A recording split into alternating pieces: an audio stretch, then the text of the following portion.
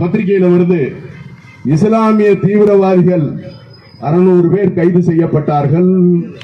அன்னைக்கு தான் இஸ்லாமியர்களை தீவிரவாதின்னு முதல்ல பத்திரிகையில போடுறாங்க. வாழ்நாள்ல இஸ்லாமியர்களை தீவிரவாதியாக முத்திர குத்தியது கருணாநிதி.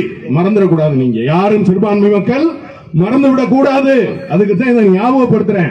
ஏன்னா இதை யாரும் ஞாபகப்படுத்த மாட்டான். அந்த சம்பவத்துல ஈடுபட்டவன், அந்த சம்பவத்துல கூட இருந்தவன், அவங்க எல்லாம் அப்ரூவரா மாறினவன், அவரை பாதி பேரை உள்ள அனுப்பிச்சுட்டு தப்பிச்சு வெளியே ஓடுனவன், இது வரைக்கும் அதுல விசாரணை கைதியா 127 பேர் இருக்கான். அடுத்த ஆட்சிக்கு வந்தானுங்களே இந்த அப்ரூவரா மாறினவன், அவங்க வெளியிட விட சொன்னாங்களா அந்த ஆளுகளை.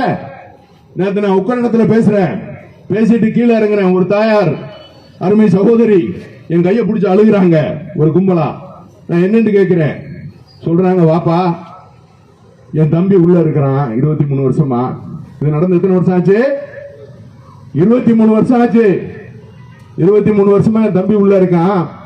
நான் வீட்டு வேலை செய்யறேன் தம்பி. பாப்பா நான் வீட்டு வேலை செஞ்சு பிழைக்கிறேன் அந்த அம்மா. நான் வீட்டு வேலைக்கிறேன், என் தம்பி இருந்தா அனுப்ப மாட்டான். பாப்பா என் தம்பி உள்ள போயிட்டான்.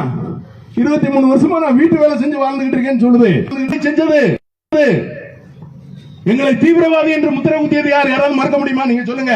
நீங்க எல்லாம் இங்க தானே இருந்தீங்க. நீங்க எல்லாம் இந்த ஊருக்காரவங்க தானே. உங்களுக்கு தெரியாதா?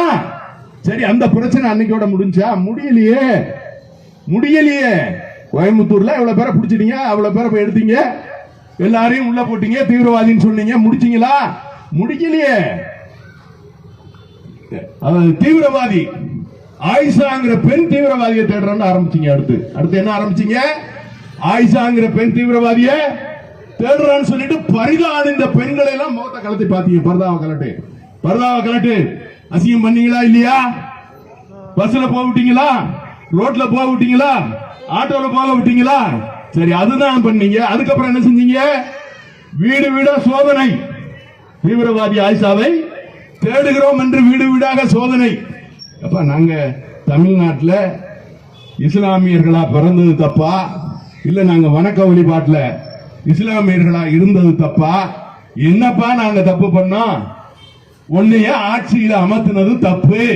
கருணாநிதிய ஓட்டு போட்டு ஆட்சியில அமர்த்தினது தப்பு. அதுக்கு நீ எங்களுக்கு கொடுத்த தண்டனை